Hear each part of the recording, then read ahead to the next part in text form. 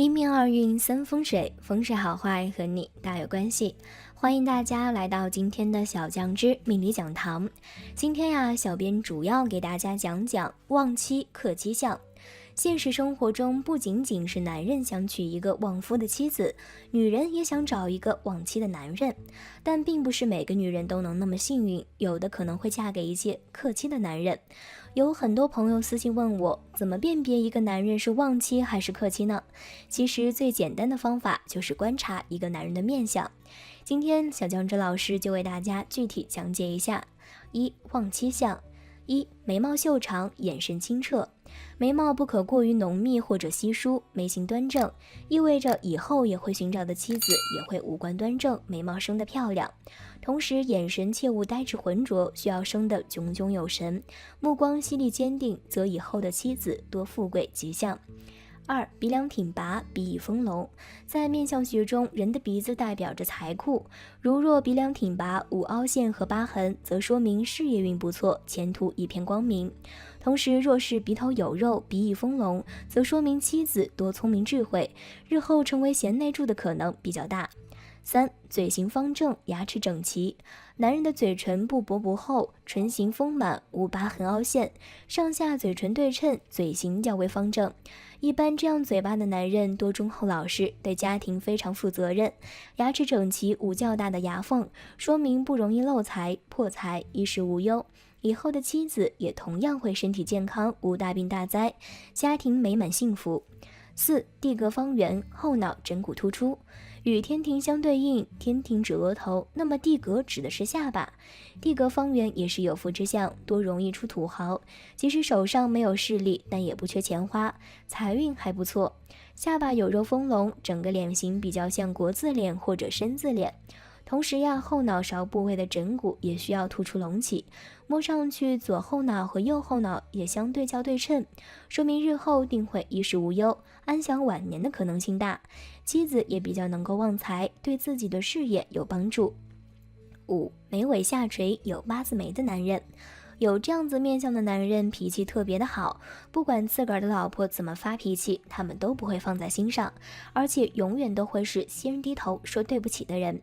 这样的人会将家中的财政大权交给妻子，赚来的钱全部上交，对家庭特别负责。同时这样的人在工作之余还会兼顾家庭，减轻妻子的压力，这样子的男人也是非常旺妻的。左眼小右眼稍大的男人。这种面相的男人是很怕老婆的，会被妻子管得死死的，从不会在外面造次，而且有此面相的男人还很能赚钱，会在事业上给予老婆很大的帮助。耳轮不突出的男人。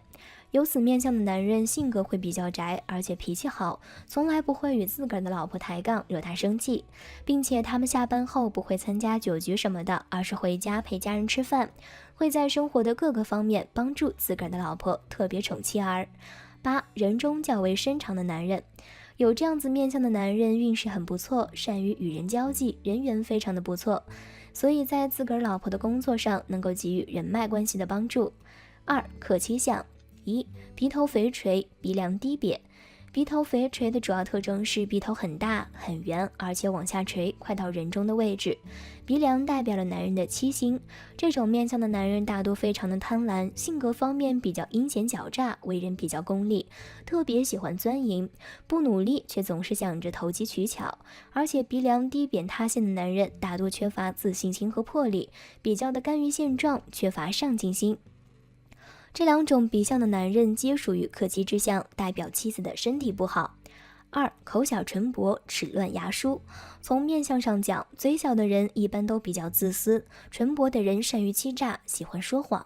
如果男人嘴巴下牙齿稀疏杂乱的话，这种男人大多做事缺乏魄力，而且性格多变，在感情方面呢比较冷淡，把利益和金钱看得过重，有些唯利是图。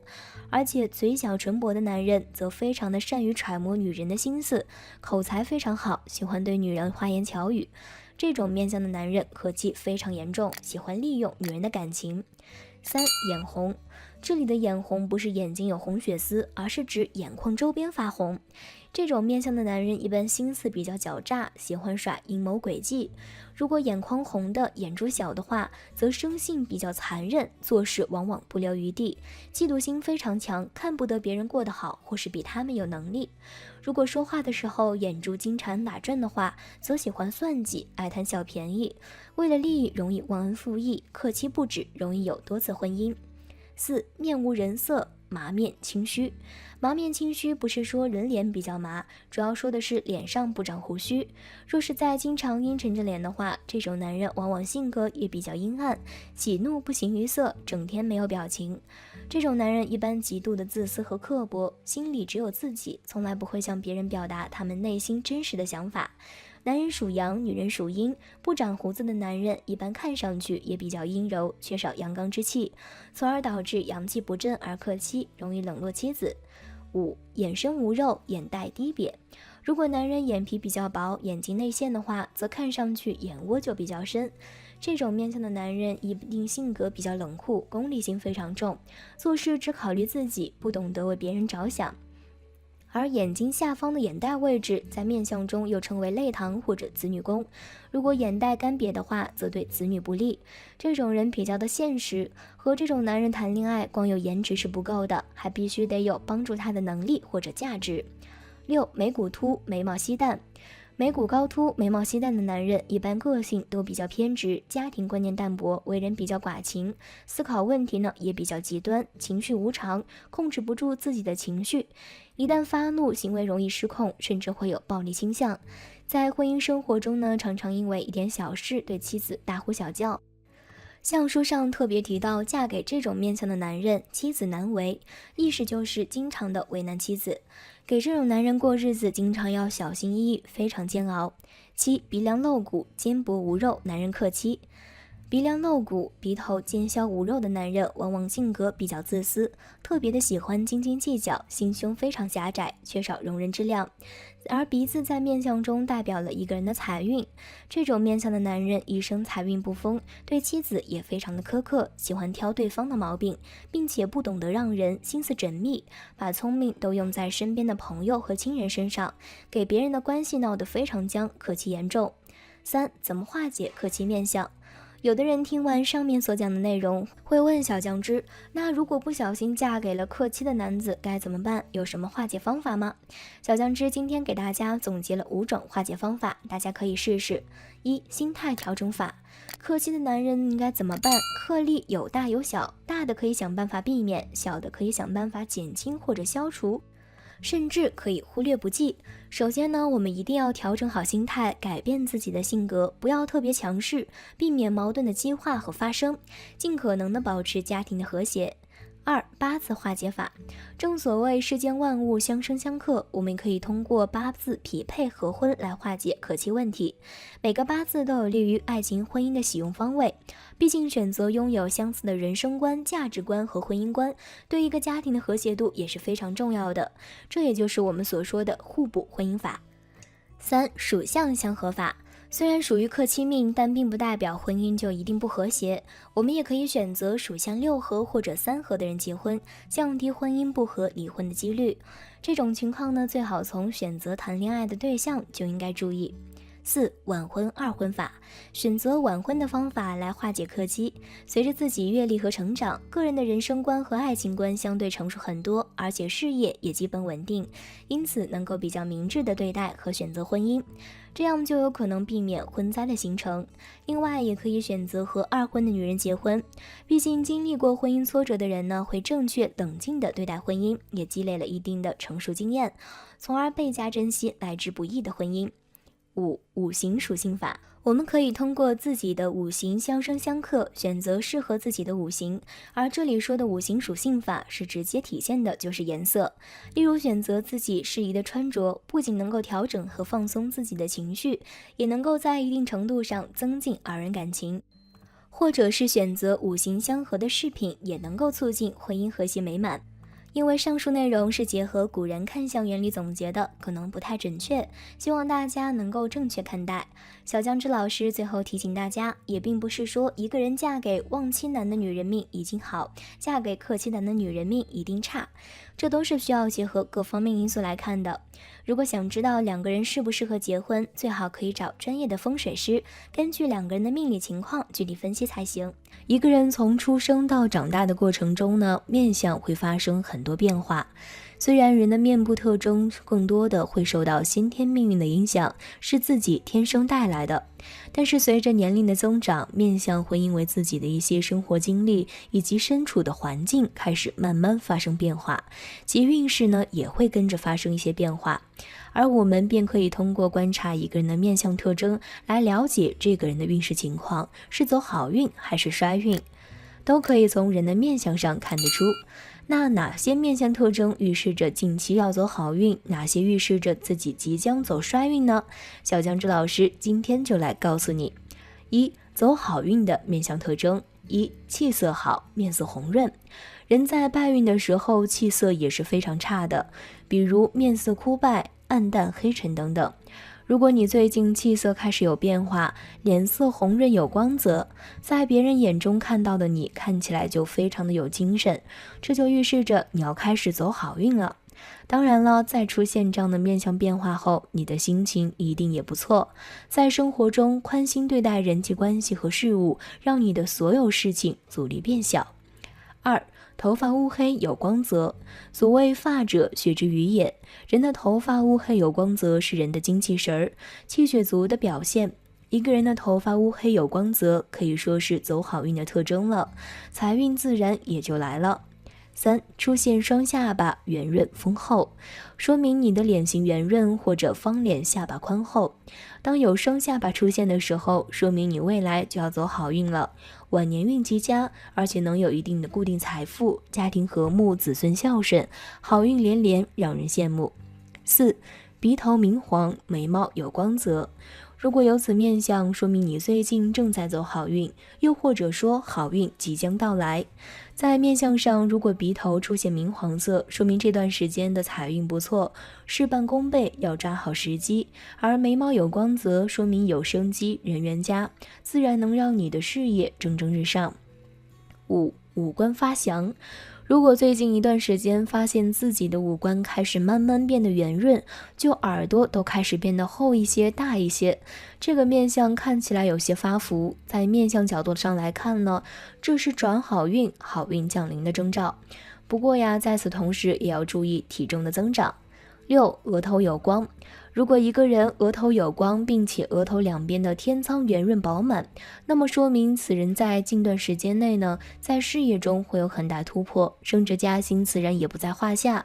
对于做生意的人来说呢，很希望发财致富。有这种面相的人呢，象征着事业运大好。七、嘴唇浑厚。如果近期你发现自己的嘴唇变得比之前浑厚，并且红润有光泽了，那么说明你即将要交好运了。有这种面相的人呢，通常都会拥有比较好的财运，在短期内呢，会有一些赚钱机会，需要你留意。只要把握好了机会，一定能够翻身做富人。八、眼神明亮。当一个人眼神明亮，则说明此人最近即将交好运。如果再加上眉毛颜色润泽，那么说明此人不管是在创业方面还是在求职方面，都有十足的成功率。在近期之内呢，会有诸多好事发生。二、走衰运的面相特征。一、印堂发黑。额头中间位置就是事业宫，如果出现淤青晦暗，代表事业即将受到种种阻滞，轻则地位动摇，重则职位不保。若连两边的颧骨都有黑气，那么就更加的不利了。如果再赶上公司裁员，十拿九稳的会拿你下手。当印堂发黑时，灾祸不一定就会在事业上，也有可能会在其他方面，但一般都预示着灾祸已经形成。这时呢，最好不要让头发遮挡住印堂，化解的方法其实很简单，最好平时多涂些护肤用品，多揉搓消除黑气，佩戴些趋吉避凶的用品在身边为宜。二、面泛黑云。如果你的整个脸都是灰黑的，好似有块面纱遮盖着，这就是运势受阻的表征。除非你是身患重病，否则这种灰黑色的气色说明你近期很有可能有飞来横祸，包括交通意外、官非口舌、血供失误等都在其列。这个时候呀，最好待在家中，避免外出。若有宗教信仰，可以凭借神力化解劫难。3. 眼皮发暗，眼皮位置为田宅宫，如果出现青灰晦暗，则表明财物易遭盗窃或者丢失，且同时小心水灾或者火灾。解救的方法，可以在此处方位进行长时间的按摩，或者涂抹一些明亮护肤的化妆品。4. 两耳蒙尘，如果两耳发灰发黑，好似落了一层灰尘，这也是运势组织的象征，表明做事阻碍多，事事不顺。如果这时候有人找你投资或者做生意，肯定会赔本伤元气，或者被他人欺骗。首先需要小心谨慎了，遇到事情一定要明辨事理。其次要常常温热清水冲洗耳轮，并且用手掌连续搓揉耳轮24次。如果有人是天生的耳朵黑色，那就需要耳朵打孔戴耳饰了。5. 眼肚发黑，眼肚发黑除了一般人的熬夜外，也是运势受阻的讯号。如果加上双眼无神，经常睡眼惺忪，情况就会更差。情场失意之余，可能生意也会不旺，或者会有金钱上的损失。6. 额头灰暗，额头中央部位是面向12宫的官禄宫，代表事业的吉凶。如果官禄宫暗淡无光，则表明其人事业受到阻碍，轻则地位动摇，重则丢失官职。如果两个额角呢也出现很严重的黑气，那么事情可能更糟糕，可能因为工作损害健康，甚至危险到生命。出现这种情况呀，最好是老老实实的待在家里，避免外出遭遇不幸，或者通过祈祷诵经的方式缓解灾祸。7. 耳轮焦枯，耳朵是禄星，耳朵的颜色以明亮润泽为好，聪明富贵的人耳朵的色泽必然是明亮油润。耳朵颜色昏暗，表明禄星不明，将成为寒士，一生没有禄位。耳轮呈现焦枯之色，主其人胸无点墨，没有才华。耳主肾脏，耳色焦枯，除了表明肾气不足之外，也会意味着遭遇贫穷。8. 丧门发白，眼睛下面的位置在面相学中称为丧门，如果丧门发白呢，预兆着将有大的丧事。白色清浅预示着有小的丧事，白色浓重预示着丧事马上就要到来。白色消散则表明外亲之人服丧，或者不久前的丧事。如果摆得像粉痕一样，不仅表明有哭泣之事，而且预示着未来将会陷入困顿与艰难。这种情况呀，小酱汁老师建议大家要放下平时的匆忙，多关心一下身边的亲人，免得以后内心疼旧。相信佛道的人可以持诵大悲咒、金刚经、心经。9. 眼下火赤，赤色是火的颜色，就像受到火的炙烤一样，将会令人心情烦躁、烦乱。面部出现赤色，预示其人将会发生骚扰不安的事情。赤色较淡或者枯燥，表明将有小的口舌之争，或者遭到鞭挞之苦。赤色润泽则表示拥有牢狱之灾，赤色极浓，极有可能死于牢狱之中。眼睛下方如果经常为赤色，表明体内有内邪入侵，无论身体或者心理都会受到内邪干扰而失调、焦躁不安。这也就是为什么面部出现赤色的人容易与人发生口舌之争的原因。特别小心与人争执，让一步海阔天空，把别人的批评当心药。遇到心烦意乱之时呢，可以喝点凉开水，当然最好远离是非。自己已经不开心了，就找些理解你的朋友述说一下，排解一下，也可以独自出去散散心。10. 枕上写赤，这里的枕是枕头，也就是你的鼻头，上是指年上，位于鼻梁正中的位置。占吉绝云，枕头点血，肺病，年上赤色，心病，当然也容易破财。出现这些情况，赶紧到医院检查一下身体最为要紧，根据医嘱抓紧治疗。病情较轻者，大多属于热症，清热解毒就可。听完小酱汁老师分析的这些呢，大家赶紧结合自己的面相特征，看看近期运势如何吧。如果现实近期即将走衰运，小酱汁也给出了相应的化解方法，大家可以参考了解，希望对大家有所帮助。大家是否还记得赵本山的经典小品里面有这么一句台词：脑袋大脖子粗，不是大款就伙夫。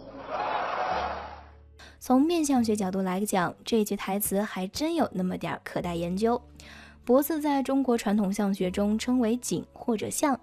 古时候人以为脖子处于上接头下通身的特殊位置，又控制人的思想和行动，因此呀，脖子在相学中的重要性是不可小视的。比如脖子正直、丰隆、光润的人大贵；脖子正直、丰圆、坚实的人大富；脖子丰圆、皱叠如衣服的人有富也有寿登等等。今天小酱汁就为大家讲一下如何从一个人的脖子看出其运势的好坏，大家可以了解一下。一、脖子的宽厚，也就是指脖子从正面上看上去的粗细程度。脖子应以丰圆坚实为佳，也就是脖子要饱满圆润，肌肉结实，肤色以光亮润泽为佳。此类脖子的人在运途上会有不俗的表现，财运上呢也是极好的。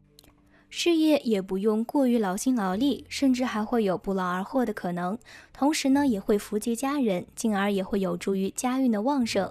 但如果过粗，则此人虽然有寿，但福分薄。反之，如果脖子过细，肌肉松弛的话，则运途相对难以十分通达，事业上呢也需要有一定的耐心和磨砺。财运相对来说呢也是劳多功少，想要有突出的表现也是需要一定的努力，甚至会遭遇瓶颈而不能自拔等。同时脖子过细的人也容易出现消极的情绪，容易出现怨天尤人或者自暴自弃的不良情绪。二、脖子的长短，脖子的长短要看个人的胖瘦情况而定。如果身材较胖，则脖子可以稍微短一些；如果身材偏瘦，则脖子可以偏长一些，但不可过长，也就是肉多则包裹的也相对多一些的情况。此类的人做事较为顺心，机遇较多，贵人多助，事业呢也能较为顺畅，属于逐步稳中有升的情况。家庭圆满和美，能够获得家人、朋友、同事等的支持和帮助，所以在个人运途上呢，也会表现得蒸蒸日上。反之如果身材偏胖，脖子也偏长，瘦人脖子还短的话，此类人做事呢，往往是不尽如人意的，相对不顺或者阻滞也会较多，且容易出现与人争执矛盾，待人接物呢也要小心谨慎，小人是非也是较为多见的，需要谨防因他人之事而惹祸上身。同时脖子过长的人妒忌心也强，不利于人际关系。三、脖子的喉结，喉结是男性生理比较突出的表象，但无论是从面相还是体相上来说，过于露骨的情况都是不利的。所以说脖子上的喉结过于明显的话，也是一个败笔。所以针对较胖的人来说，如果喉结过大，则会更为不利。其不利主要表现在运途上，以至于经常出现困难和阻滞，烦心事儿呢也会相对较多，财运方面也会相对较差，容易招致破财和疾病血光的情况。针对相对较瘦的人来说呢，如果喉结过大，则也会有所滞迫，诸事萧条，发展难以相继，运途呢也是坎坷较多，过于露骨的情况总会带给自身艰难的处境，越突兀则是越窘迫的情况。但如果脖子上没有喉结，或者喉结可以忽略不见的话，此类人相对在运途上呢也会较平坦顺利，即便遇到某些坎坷困阻，也能逐步迎刃而解，或者临难有救，财运上呢也会有不错的表现。四、脖子的经脉，经脉也就是脖子上的血管和支撑脖子运动的经，血液是供养头部营养十分重要的因素，但如果血液过多暴露在皮肤表层，则此类人做事喜欢张扬且容易激动，很多情况下都很容易莽撞盲从，没头没脑。但在与人打交道的过程中呢，则也相对的不计小节，容易与人亲近，因此相对来说呢，比较容易接触。血管如果较为贴着皮肤，不是很明显的暴露在表层的话，则此类人做事比较细心认真，甚至会较为被动的情况下，不容易盲从激动，待人接物呢也非常的大方得体，甚至会有心急较多、想法较多的情况。五、脖子的纹路，纹路就是脖子上的横纹，如果脖子前面的横纹正好在喉结之上，则说明运途牵制，难以发迹，且有自困愁成之忧。如果脖子前面的横纹不在喉结上，则说明福气较高，但若横纹过多，以至于4、5条以上，且过于深暗，同样呢也是运数衰落的征兆，且身体健康较差，有力不从心之感。6. 脖子的仰倾，也就是脖子朝前倾还是朝后仰。如果脖子略微前倾，则此类人性格温和，做事相对的顺畅如意。如果脖子略微后仰，则此类人呢相对较为严厉，做事一板一眼，难以通融。如果过于前倾，则此类人心计较多，做事细致认真，但多劳，且有自卑自义之感。如果过于后仰，则此类人呢性格较弱或者凶悍。若脖子正中正直的人，虽然性格正直，但是稍显浮薄。7. 脖子的比例，也就是脖子与头身的比例情况。如果比例相迎匀称的话，运途较好是肯定的，事业上呢也能有较好的发展。若再能把握机遇，是非常容易做出成绩的。此类人性格较为稳定冷静，遇到突发状况时呢，也能够冷静的处理，也容易获得他人的信任。反之，脖子与头部比例失调过于明显的话，则各方面呢会有不尽如人意的地方，而且还需要谨慎慢性疾病的侵扰。注意经济存续，谨慎入不敷出。8. 脖子的志向，除了脖子的外观，不少人的脖子上也会长有痣，而脖子上的志向位置也会影响一个人的命运好坏。相书中说呀，脖子前有痣招小人，脖子后有痣有靠山，但因为具体位置不同，对命运的影响也不相同。接下来小酱汁就来了解一下脖子上痣的位置与命运的关系。1. 脖子正中有痣，脖子正中如果有吉痣的话，是一种吉利的象征，预示其人有富贵命，财运好。如果走仕途之路，将来有飞黄腾达的可能。但如果是恶痣的话，则富贵程度会大打折扣，而且其人为人高调，有钱了喜欢炫耀，容易给自己招来麻烦，需要特别注意。2. 脖子左侧有痣，脖子左侧有痣为不吉论。如果极致的话，预示其人头脑聪明，在艺术方面呢会有一定的天赋。